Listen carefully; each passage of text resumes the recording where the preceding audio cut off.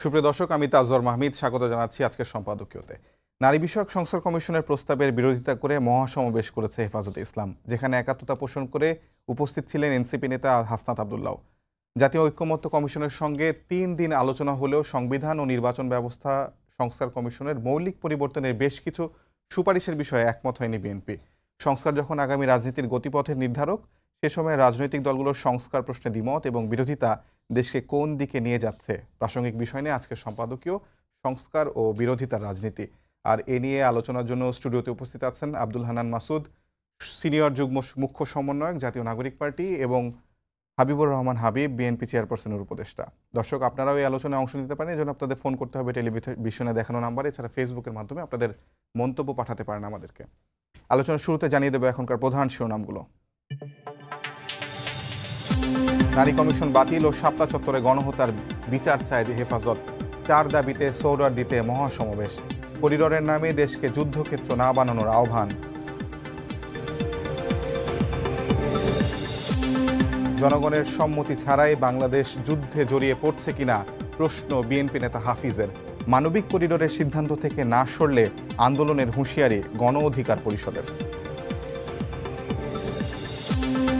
কাতারের royal air অ্যাম্বুলেন্সে সোমবার দেশে ফিরছেন বেগম খালেদা জিয়া। সঙ্গে আসছেন 2 পুত্রবধূ।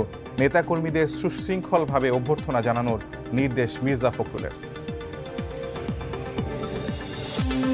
অনির্বাচিত সরকারের দীর্ঘমেয়াদে ক্ষমতায় আপত্তি জাতীয়তাবাদী সমমনা জোটের। ফেব্রুয়ারি থেকে এপ্রিলের মধ্যে নির্বাচন আয়োজনের আহ্বান জামায়াত আমিরের।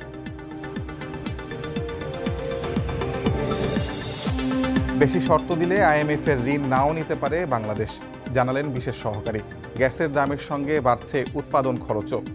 রফতানিতে পিছিয়ে পড়ার শঙ্কা।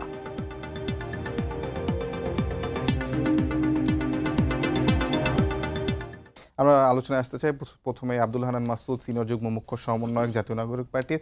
আপনারা নারী বিষয়ক সংস্কার কমিশন, যেটি নিয়ে আসলে গত কয়েকদিন ধরে আলোচনায় আছে, হেফাজতে ইসলাম, জামায়াতে ইসলাম, বিএনপি তেমন কোনো মন্তব্য করেনি, তবে গণ অধিকার পরিষদ আজকে মন্তব্য করেছে। আপনাদের দলীয়ভাবে কোনো মন্তব্য এখন পর্যন্ত এই বিষয়ে আছে কিনা? এবং আমরা দেখলাম যে আপনাদেরই নেতা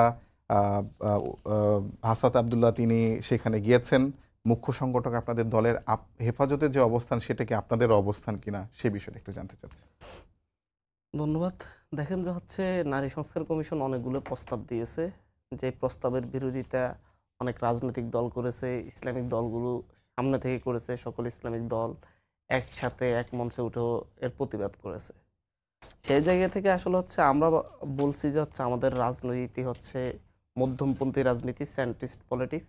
আমরা এই পলিটিক্সের মধ্যে আমরা বহুত্ববাদকে ধারণ করতে চাচ্ছি। সেই বহুত্ববাদ বলতে আমাদের মূল্যবোধের সাথে, ধর্মীয় মূল্যবোধের সাথে সাংঘর্ষিক এমন কোনো বহুত্ববাদ নয়, যেটা আমাদের দীর্ঘ সময় ধরে সভ্যতাগত যে সাংস্কৃতিক যে মূল্যবোধ বাংলাদেশের মানুষের, সেটার সাথেও যেন সাংঘর্ষিক না হয়। সেই জায়গা থেকে নারী সংস্কার কমিশন যেই অনেকগুলাই আপনার সুপারিশ করেছে, যে সুপারিশগুলা বাংলাদেশের ধর্মীয় ইন্টিগ্রিটি এবং আপনার কালচারাল ইন্টিগ্রিটিকে প্রশ্নের মুখে ফেলছে। সেই জায়গা থেকে অনেকগুলা বিষয়ে আপত্তি আছে। একটা দল হিসেবে, একটা আপনার ধর্মীয় মূল্যবোধের মানুষ হিসেবে, অথবা এক জায়গা থেকে একটা সংস্কৃতির হিসেবে, আমাদের বাংলাদেশের একটা নিজস্ব সংস্কৃতি রয়েছে, সেই সংস্কৃতির জায়গা থেকে এটার বিরুদ্ধে আমাদের অবস্থান নেয় এটা অস্বাভাবিক না। তবে সম্পূর্ণ সকল প্রস্তাবের বিরুদ্ধে অবস্থান নেয় সেটা না। কিছু কিছু প্রস্তাবের ব্যাপারে আপত্তি রয়েছে। সেই জায়গা থেকে হেফাজত অনেকগুলা দাবি করেছে, ইসলামিক রাজনৈতিক দলগুলো তারা করেছে, এবং মধ্যমপন্থী, সেন্ট্রিস্ট, এমনকি লেফটিস্ট অনেক পলিটিক্যাল পার্টিও তারাও বিভিন্ন জায়গা থেকে এই ব্যাপারে আপত্তি রয়েছে। সেই জায়গা থেকে এনসিপি তার জায়গা থেকে সম্পূর্ণভাবে নারী সংস্কার কমিশনের সকল সুপারিশের প্রতি ঐক্যমত পোষণ করতে পারছে না।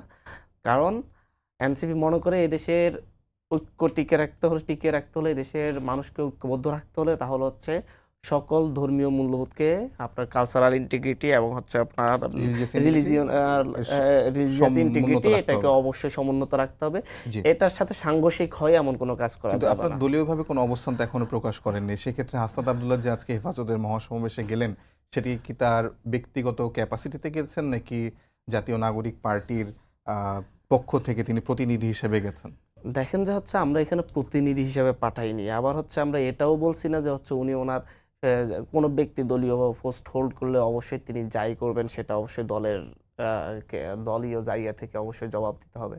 তো সেই জায়গা থেকে হাসনাত আবদুল্লাহ ভাই গিয়েছেন, সেই জায়গায় উনি মনে করেছেন যে হচ্ছে এই জায়গায় ওনার একাত্মতা জানানো প্রয়োজন, সেই জায়গায় উনি গিয়েছেন। আমরা দলীয়ভাবে এখন আমাদের নিজস্ব অবস্থান আমরা এখনো পুরোপুরি স্পষ্ট করিনি, তবে আমরা ওই কথাতেই আছি। আমরা ওটাই বলতে চাচ্ছি যে হচ্ছে আমরা চাই না এমন কোনো আইন হোক, এমন কোনো সুপারিশ হোক, এমন কোনো কিছু বাস্তবায়ন হোক বাংলাদেশে যেটা আমাদের রিলিজিয়াস ইন্টিগ্রিটি এবং হচ্ছে কালচারাল ইন্টিগ্রিটিকে প্রশ্নের সম্মুখীন করবে। এবং হচ্ছে এটা আমরা মনে করি একটা রাষ্ট্রের মূল ভিত্তি হচ্ছে কালচারাল ইন্টিগ্রিটি এবং হচ্ছে রিলিজিয়াস ইন্টিগ্রিটি সহ এবং হচ্ছে সোশ্যাল ইন্টিগ্রিটি, এগুলোকে আপনাকে অবশ্যই মূল্যায়ন করতে হবে। সেটা যদি আপনার মূল্যায়ন করতে না পারেন তাহলে এই দেশের যেই একতা বা হচ্ছে বহু মতের মানুষজনকে একসাথে রাখার যেই একসাথে ঐক্যবদ্ধ রেখে রাষ্ট্র পরিচালনার যে চিন্তা ভাবনা সেটা সফল হবে না। আপনি যদি চাকমা মারমাদের বিয়ের পদ্ধতি পরিবর্তন করার কথা বলেন বা তাদের সম্পত্তির অধিকার পরিবর্তনের কথা বলেন, তাহলে তো চাকমা মারমা তারা হচ্ছে ক্ষুদ্র নৃগোষ্ঠী হিসেবে তারা এর প্রতিবাদ করবে, তখন তারা হচ্ছে অন্য জনগোষ্ঠীকে শত্রু ভাবাপন্ন মনে করতে পারে। এই জায়গা থেকে আমরা একইভাবে মনে করি যে হচ্ছে মুসলিমদের ধর্মীয় বিষয় যেটা হচ্ছে ধর্মের সাথে জড়িত সেগুলোকে আপনি লঙ্ঘন করার সুযোগ নেই। হিন্দুদের যেটা ধর্মের সাথে জড়িত ধর্মীয় আইন নিয়ম কানুন রয়েছে সেটাকেও আপনি প্রশ্নের মুখে আমার শেষ প্রশ্ন ছোট করে বলি, সেটা হচ্ছে যে আপনি বলছেন যে হাসনাত আবদুল্লাহ তার জায়গা থেকে একাত্মতা পোষণ করেছেন, দলীয় জায়গা থেকেও না, সেটাও মানে বিষয়টা স্পষ্ট না। আমরা দলীয় জায়গা থেকে তার বিরোধিতা করছি না, উনি ওনার জায়গা থেকে একাত্মতা পোষণ করেছেন, বা আমরা দলীয় জায়গা থেকে ওনার শেষ প্রশ্ন আপনার কাছে যেটি করব সেটি হচ্ছে যে হেফাজতে ইসলামে যিনি আমির আছেন মাওলানা বাবু নাগরী, তিনি বলেছেন নারী সংস্কার কমিশন ভেঙে দিয়ে পুনর্গঠন করতে হবে। একাত্মতা পোষণ করলে হাসনাত আবদুল্লাহ নিশ্চয়ই এটার সঙ্গে একাত্মতা পোষণ করেছেন। না, আমি যতটুকু জেনেছি এই ব্যাপারে আমরা যতটুকু জেনেছি উনি সকল বিষয়ের সাথে একাত্মতা পোষণ করেননি। আমরা মনে করি যে হচ্ছে যে সংস্কার কমিশন হয়েছে তারা রিপোর্ট দিয়েছে, তার কতটুকু বাস্তবায়ন হবে কতটুকু বাস্তবায়ন হবে না এটা রাজনৈতিক দলগুলো মতামত দেওয়ার সুযোগ আছে, হেফাজতেরও মতামত দেওয়ার সুযোগ আছে, এবং হচ্ছে সরকার সিদ্ধান্ত নেবে। আমরা সরকারের উপর চাপ প্রয়োগ করতে পারি যে হচ্ছে এগুলো আমাদের দেশের মূল্যবোধের বিরোধী, সংস্কৃতির বিরোধী, সেই জায়গা থেকে হচ্ছে আমরা এটা বাস্তবায়ন চাই না। তাই বলে হচ্ছে আপনি একটা সংস্কার কমিশনকে ভেঙে দেওয়ার পক্ষে আমরা না। আমরা বলি সংস্কার কমিশন হয়েছে, তারা রিপোর্ট দিয়েছে, সেই রিপোর্টের অনেক সুপারিশের বিপক্ষে, যেমন হচ্ছে বিএনপি বলেন, জামাত বলেন, প্রত্যেকেই কিন্তু হচ্ছে অনেকগুলো সুপারিশের পক্ষে হ্যাঁ বলেছে, অনেকগুলো সুপারিশের বিপক্ষে না বলেছে। সংবিধান সংস্কার কমিশন বলেন, নির্বাচন কমিশন সংস্কার বলেন, প্রত্যেকটা সংস্কার কমিশনের ক্ষেত্রে, সেই ক্ষেত্রে তো সেই সকল সংস্কার কমিশন যেহেতু হচ্ছে উনি অনেকগুলো না বলেছেন, এটা ভেঙে দিতে হবে এই কথাটা আসে নাই। হাবিব ভাই, আপনার কাছে জানতে চাই যে বিএনপির পক্ষ থেকে দলীয় কোনো অবস্থান এখনো এই বিষয়ে আমরা স্পষ্ট না, বা বিএনপি বলেনি নারী সংস্কার বিষয়ক সংস্কার কমিশন নিয়ে আসলে আপনাদের মন্তব্য কি? আপনাদের দলের যিনি চেয়ারপারসন তিনি একজন নারী, আপনারা কি মনে করেন আসলে? এবং হেফাজতের যে আজকে মহাসমাবেশ হলো, তাদের যে দাবি 4 দফা, সেখানে একটি অন্যতম দফা দাবি হচ্ছে যে নারী বিষয়ক সংস্কার কমিশন পুরা মানে কমিশনকে বাতিল করে দিয়ে পুনর্গঠন করতে হবে। আপনাকে ধন্যবাদ। আপনার মাধ্যমে সময় টেলিভিশনের সব দর্শক শ্রোতা যারা দেশে এবং দেশের বাইরে থেকে দেখছেন তাদের সশ্রদ্ধ সালাম, বিজ্ঞ সহ-আলোচক আমার প্রিয় হান্নান, আব্দুল হান্নানের শুভেচ্ছা। আমি তো প্রথম থেকে বলে আসছি, যার যে কাজ তারই সেই কাজ করা উচিত। এই নারী সংস্কার কমিশন যে গঠন হলো, এই যে আমরা যে সংস্কার করছি তাতে কি আসে যায়? কি আসে যায়? এই যে দেশের ভিতরে একটা অশান্তি সৃষ্টির একটা পরিবেশ তৈরি করলো, এটা অশান্তি। তো আজকে লক্ষ লক্ষ লোক ধরানো হয়েছে সহযোদ্ধানে সমাবেশে, হেফাজতের আসতে যেতে তাদের টাকা খরচ হচ্ছে না, তাদের সময় নষ্ট হচ্ছে না, অযথা এই দরকারটা কি তার এই সময় এগুলি করা। যেমন আমার ডক্টর তোবায়ল আহমেদ সাহেব, উনি স্থানীয় সরকার কমিশনের সদস্য হিসাবে সংস্কার, ওই সংস্কার কিন্তু আমি একদমই পছন্দ করি না। উনি আমাদের কোথায় নিয়ে যাচ্ছেন? মানে আইয়ুব খানের মৌলিক গণতন্ত্রের কাছে আমাদের নিয়ে যাচ্ছেন। অবাস্তব কথা যে যারা সরকারি চাকরি করেন তারা ইউনিয়ন কাউন্সিল মেম্বার, তারা পৌরসভা মেম্বার, কাউন্সিল পদে দাঁড়াতে পারবেন।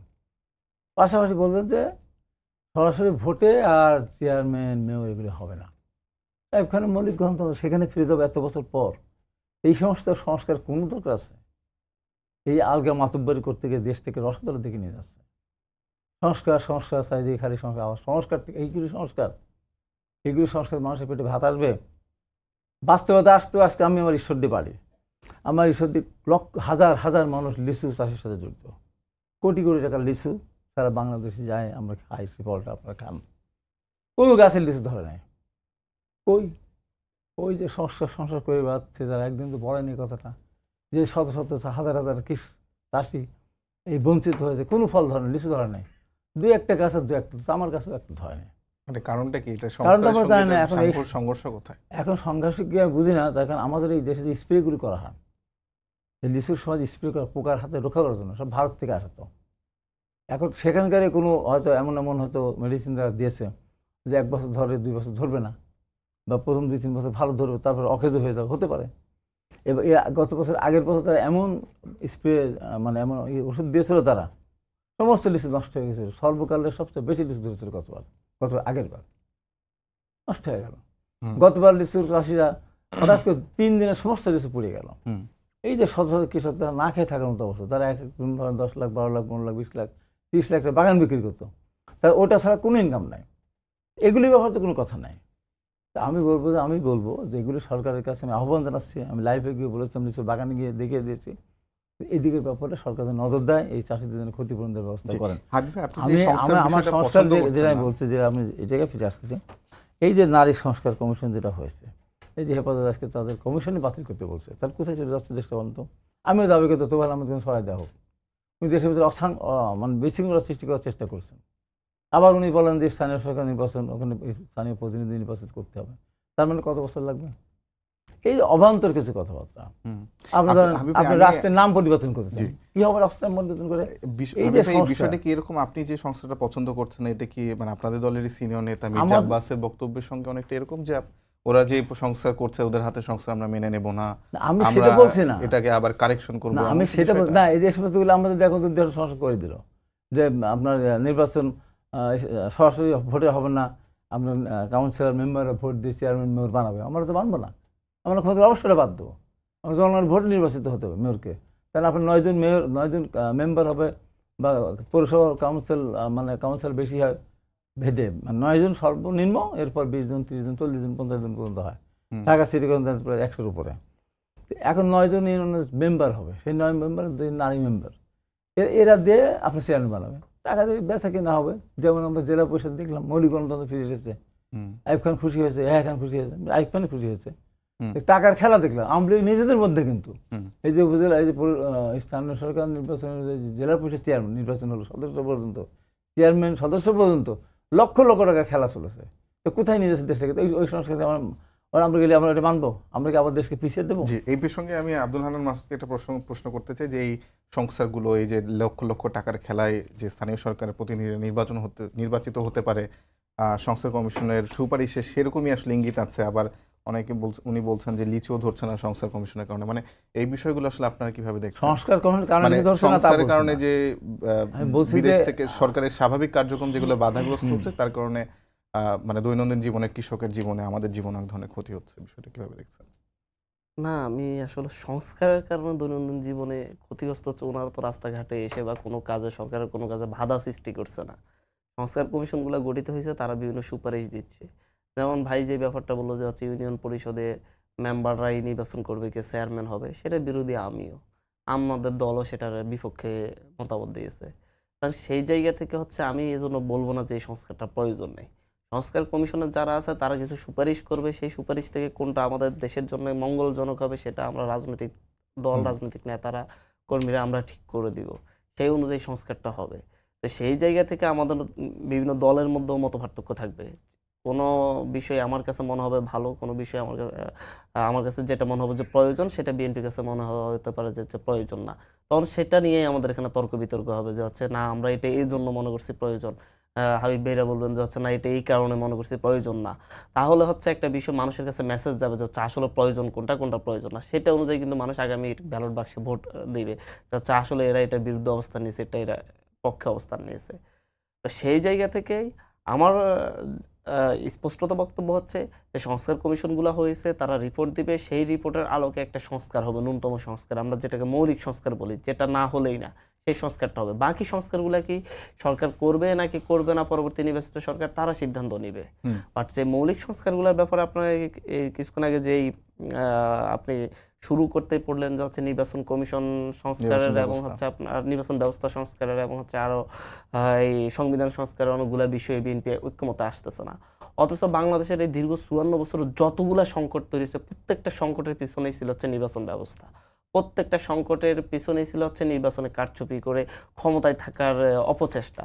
এই জায়গা থেকে আমরা আজকে 54 বছর পর্যন্ত নির্বাচন ব্যবস্থাকে আমরা শক্তিশালী করতে পারিনি, নির্বাচন কমিশনকে শক্তিশালী করতে পারিনি, যার ফলে রাষ্ট্র ক্ষমতায় যে থাকে সে যেভাবে চায় সেভাবেই নির্বাচন হয়। এবং হচ্ছে যে একবার রাষ্ট্র ক্ষমতায় যায় সেই চেষ্টা করে যে পরের বার সে কীভাবে থাকবে সেই ধরনের সিস্টেম তৈরি করে রাখতে চেষ্টা করে, এবং সেইভাবে তার অপচেষ্টার বিরুদ্ধে যখন অন্যরা রাস্তায় নামে তখন এক ধরনের সংঘাত সৃষ্টি হয়। সেই জায়গা থেকে আমাদের কাছে স্পষ্টত কিছু বিষয় যা হচ্ছে বিচার ব্যবস্থার সংস্কার, নির্বাচন কমিশনের সংস্কার, দুদকের সংস্কার, অডিটের বিভাগের সংস্কার এবং হচ্ছে আপনার প্রশাসনের সংস্কার, এই 4-5টা বিষয়ের মৌলিক সংস্কার না হলে আপনি আসলেই ভবিষ্যতে এই যে এত 2000-3000 মানুষের জীবন দেওয়ার পরও আপনি কোনো পরিবর্তন বাংলাদেশে পাবেন না। জি, আমি আবার আসবো আপনার কাছে। হাবিব ভাই, আপনার কাছে একই প্রশ্ন, আমি একটু শেষ করতে হবে। আপনি নির্বাচন কমিশনকে আমরা বলছি যে হচ্ছে নির্বাচন কমিশন, দুদক, এই জায়গাগুলো হচ্ছে একটা সাংবিধানিক কাউন্সিলের মাধ্যমে নিয়োগ দেওয়া হোক, কিন্তু বর্তমানে আপনি দুদক গঠন করতেছেন, দুদকের যারা ক্ষমতায় থাকে তারাই বেশি দুর্নীতি করে, যারা ক্ষমতায় থাকে। দুদক কে নিয়োগ দেয়? প্রধানমন্ত্রীর সুপারিশে হচ্ছে। নির্বাচন কমিশন, প্রধান নির্বাচন কমিশন সহ কে নিয়োগ দেয়? প্রধানমন্ত্রীর সুপারিশ না করলে কিন্তু রাষ্ট্রপতি কিছু করতে পারে না।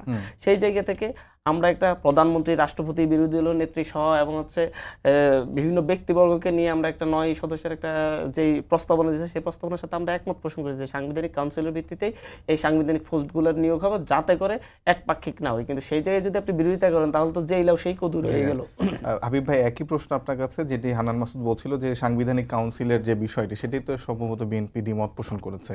পাশাপাশি সংসদে সাংবিধানিক কাউন্সিলের মাধ্যমে সাংবিধানিক পদগুলোতে আসলে ব্যক্তিবর্গ নিয়োগ করার যে বিষয়টা, এটাতে বিএনপি সম্ভবত দ্বিমত পোষণ করেছে। পাশাপাশি যেমন ধরেন প্রধানমন্ত্রীর কাছে সংসদ নেতার পদ থাকবে কিনা, বিএনপি চেয়েছে যে প্রধানমন্ত্রী এবং সংসদ নেতা এবং দল নেতা, সেটি সংসদ নেতা সে একই ব্যক্তি থাকতে পারে এবং দল নেতা হবে কিনা সেটা আসলে দলের অভ্যন্তরীণ সিদ্ধান্ত। এই বিষয়গুলোতে আসলে তারা চাচ্ছেন একটা সংস্কার আসুক, সংস্কার কমিশনও সেরকম সুপারিশ দিয়েছেন। আপনারা আসলে এটা দ্বিমত পোষণ করে লাভ কি আর ক্ষতি কি, সেটা আমি জানতে চাচ্ছিলাম। না, আমার প্রশ্ন খুব সোজা। 53 বছর ধরে দেশে কিছু হয়নি, দেশটা কি এমনি চলছে? এই 1 কোটির উপর মানুষ বিদেশে কর্মসংস্থানের জন্য বিদেশে আছে। কে করেছে? শহীদ জিয়া রহমান শুরু করেছিল।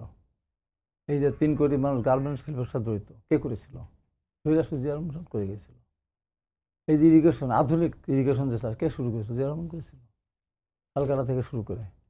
এই যে কর্মসংস্থান মন্ত্র কে সৃষ্টি করেছে? সমস্যার সমাধান, জনগণের সমস্যা সমাধান করে কে করেছে? বেগম খালেদা জিয়া করেছে। মুক্তিযোদ্ধা ছিল আওয়ামী লীগ, কিন্তু মুক্তিযোদ্ধা কে সৃষ্টি করেছেন? বেগম খালেদা জিয়া করেছেন। এই যে মেয়েদের বিনা বেতনে লেখাপড়ার শিক্ষার যে প্রচলন কে করেছেন? বেগম খালেদা জিয়া করেছেন। শিক্ষা স্কুলে যাবে, শিক্ষার বিনা খাদ্য কর্মসূচি কে প্রবর্তন করেছে? বেগম খালেদা জিয়া করেছেন। আপনারা কিসের 5,000 টাকা সুদ মাফ করে কে করেন? বেগম খালেদা জিয়া করেছেন। এগুলি কি ভালো লক্ষণ না? অবশ্যই ভালো। তারপরে দেখেন, যখন কেউ চিন্তাও করে নাই, সংস্কার তো দূরের কথা, এই সরকার কবে যাবে সেই চিন্তাও যখন কেউ করে নাই, তখন কিন্তু ম্যাডাম খালেদা জিয়া 2016 সালে কিন্তু ভিশন 2030 ঘোষণা করেছিলাম। এরপর 2022 সালে এসে বিএনপি 28 দফা দিল, তারপরে আবার সব দফা আনতে 23 সালে এসে কি করলো?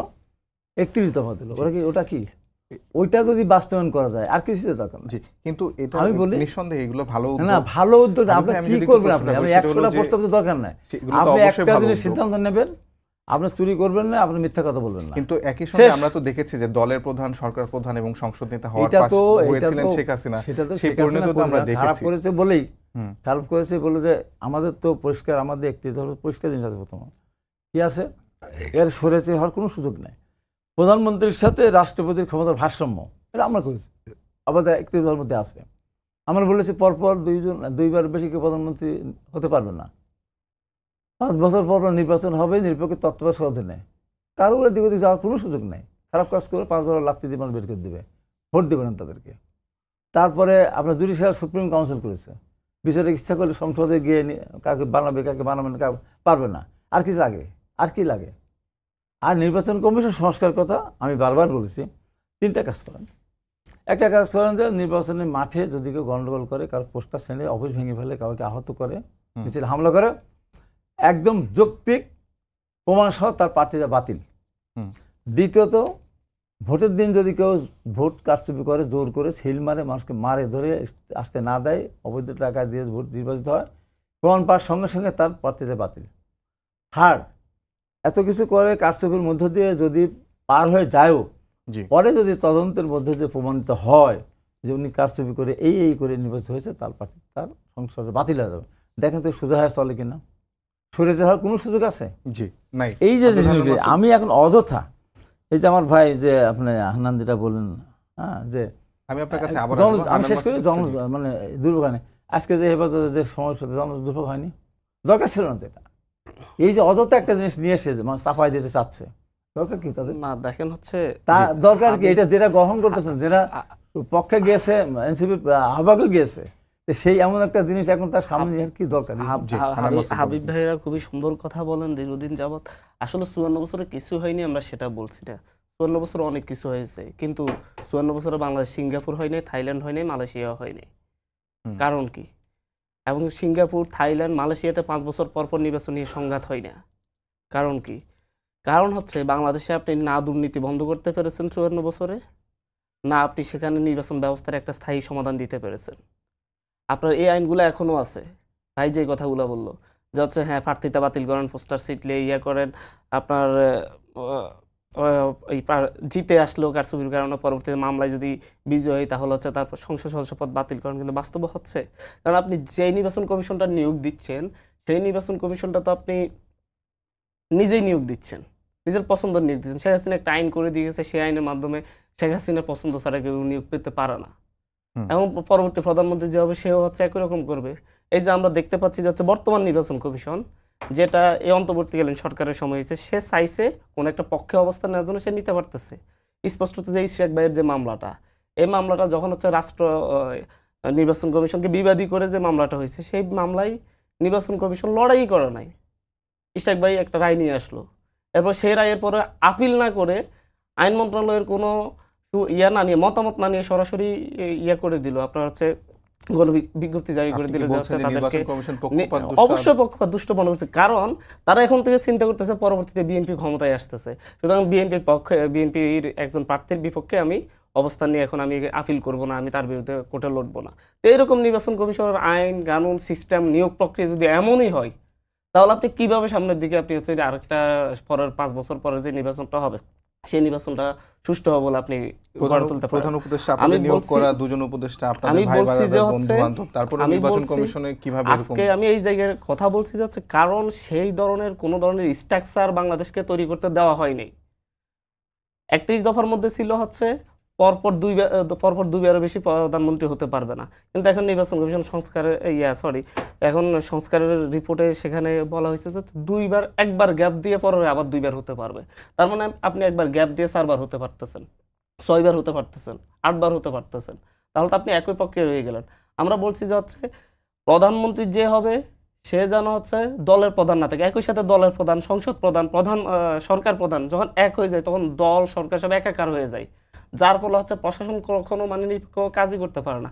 আমরা সেটার বিরুদ্ধে, সেখানে তো দ্বিমত পোষণ করার আমি কারণ দেখছি না। মানে দ্বিমতের কোন জায়গায়? নেতৃত্বের অভাব আছে কোনো বড় রাজনৈতিক দলগুলোতে?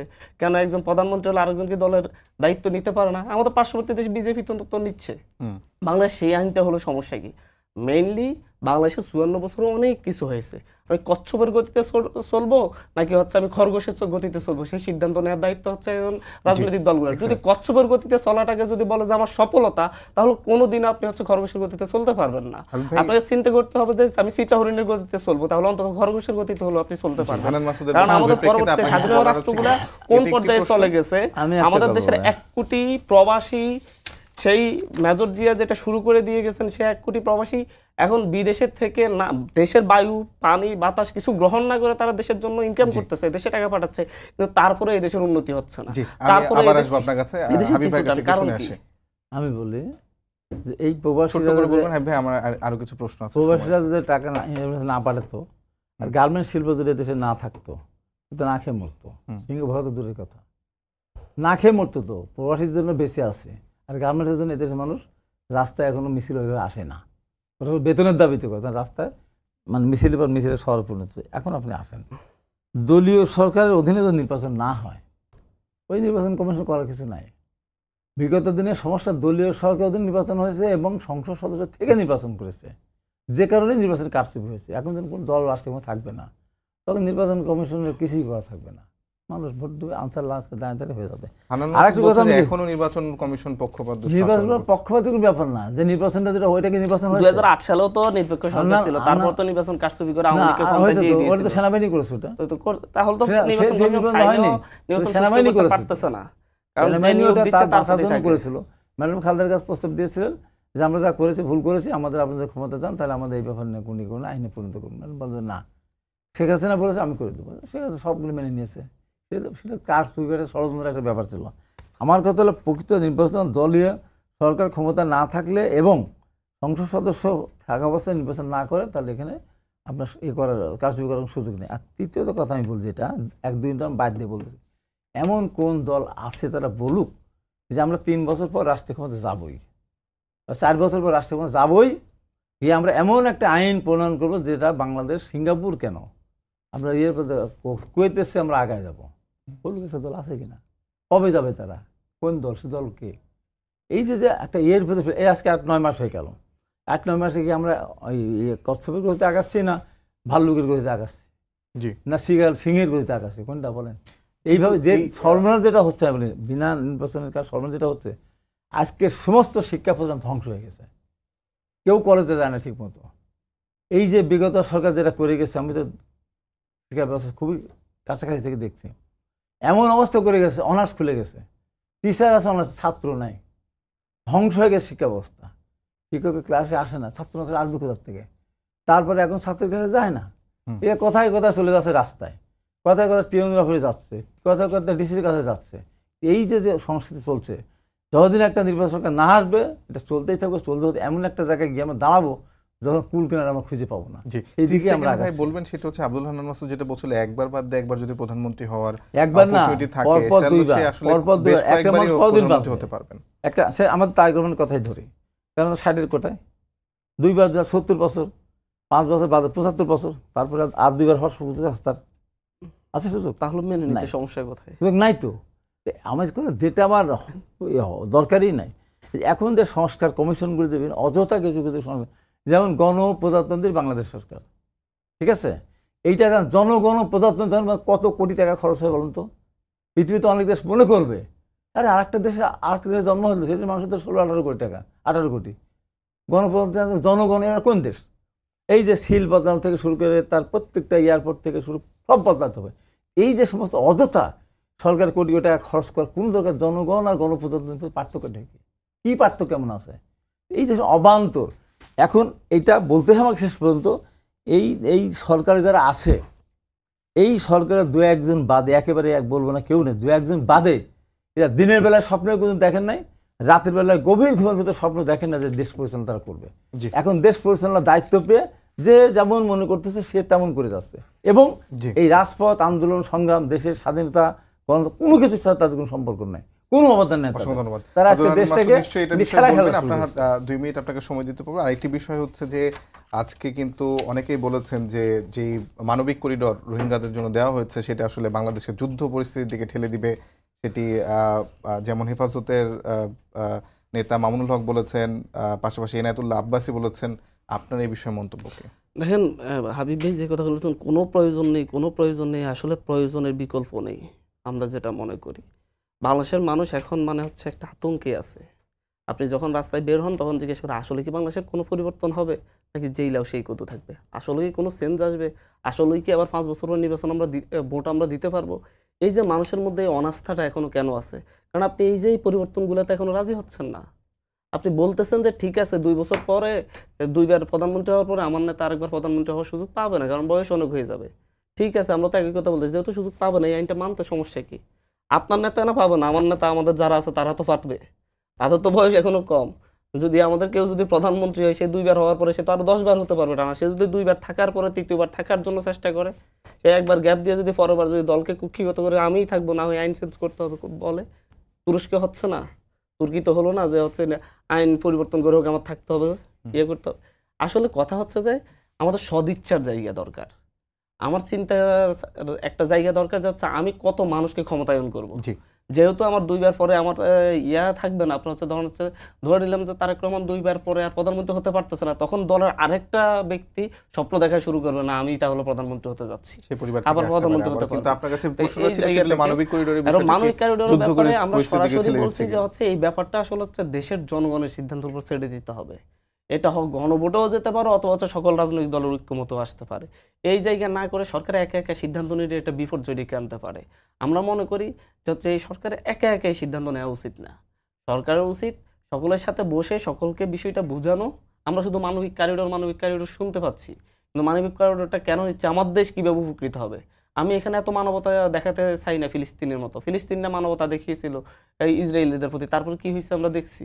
আমরা বাংলাদেশের মানুষ, আমরা মনে করি যে আগে দেশের স্বার্থ, বাংলাদেশ ফার্স্ট, বাংলাদেশের সুবিধা হবে তাহলে আমরা কোনো কিছুতে রাজি, বাংলাদেশের সুবিধা হবে না আমরা আর কারোর প্রতি এত মানবতা দেখানো দরকার নেই। আমার দেশের এখনো 30% দারিদ্র সীমার নিচে, আমি আরেকজনের প্রতি মানবতা দেখানো প্রয়োজন নেই। ধন্যবাদ। সেই জায়গায় সকলে মিলে সিদ্ধান্ত নেবে হাবিব আগামীতে ভাই, যারা আপনার কাছে বাংলাদেশ প্রশ্ন, চালাবে। আপনাদের দলের নেতা মেজর হাফিজ তিনিও আজকে মানবতা যে করিডোরটা আছে সেটা নিয়ে প্রশ্ন তুলেছেন এবং জনগণের সম্মতি ছাড়াই বাংলাদেশ যুদ্ধে জড়িয়ে পড়ছে কিনা এমন প্রশ্ন তুলেছেন মেজর হাফিজ। আপনি আসলে এটা কেন আপনার এটা মনে করছেন? না, এটা যে বললো যে যদি আপনার সকল মিলে সিদ্ধান্ত নেওয়া হয়, তার সিদ্ধান্ত নেওয়ার ক্ষেত্রে কিছু ব্যাপার আছে। এখানে এই মানবিক করিডোর কোথা থেকে কোথায় যাবে, কার কাছে যাবে? বাংলাদেশ থেকে এই যে রসদ, এটাতে যাবে নাকি আর কিছু? বাতাসও যাবে না, পানিও যাবে না, কি আলো এই বৃষ্টিও যাবে না, যাবে হলো রসদ, খাদ্যের সঙ্গে কোথায় যাবে? আরাকান আর্মিদের কাছে নাকি না, বা মায়ানমারে যারা নির্যাতিত তাদের কাছে যাবে, ওইটুকু দিয়ে বাংলাদেশ ঢুকবে যাবে। এর মধ্যে যে আমাদের উপর যে হামলা হবে না তার তো কোনো নিশ্চয়তা নেই। যাদের বিরুদ্ধে যাবে এক পক্ষের পক্ষে যাবে, এক পক্ষের জন্য এক পক্ষতেই করতেই পারে। আজকে যেমন ইসরায়েলের যে কথাটা বললো, হানান যে কথাটা বললো, আসলে কথাটা বাস্তবিক। ফিলিস্তিনে যে আজকে ৩১ জনের মতো মারা গেছে, কোথায় মানবতা? মানবতা কোথায়? সারা বিশ্ব কী দেখাচ্ছে? ৫৪,০০০ মানুষ শহীদ হলো, বাচ্চারা নিহত শহীদ হলো, এবং হাজার হাজার মানুষ ঘর বাড়ি লাখ লাখ ঘর, কোথায় মানবতা আছে? আমার কথা হলো যে যেটাই আমরা করি না কেন, আমরা এমন কোনো সিদ্ধান্ত নেব না যে সিদ্ধান্তের কারণে আমি একটা পেশাগরের ভিতরে আমি পড়ে যাই। অতএব সেই ব্যাপারটা এমনিতে রোহিঙ্গা সংকট আমাদের জন্য বড় সংকট। ভবিষ্যতে এমনও হতে পারে এই যে আরাকান আর্মিদের সাথে যোগাযোগ করে। সবাইকে ধন্যবাদ জানিয়ে শেষ করছি আজকের সম্পাদকীয়। আগামীকাল আবারও দেখা হবে রাত 10টায়। শুভরাত্রি।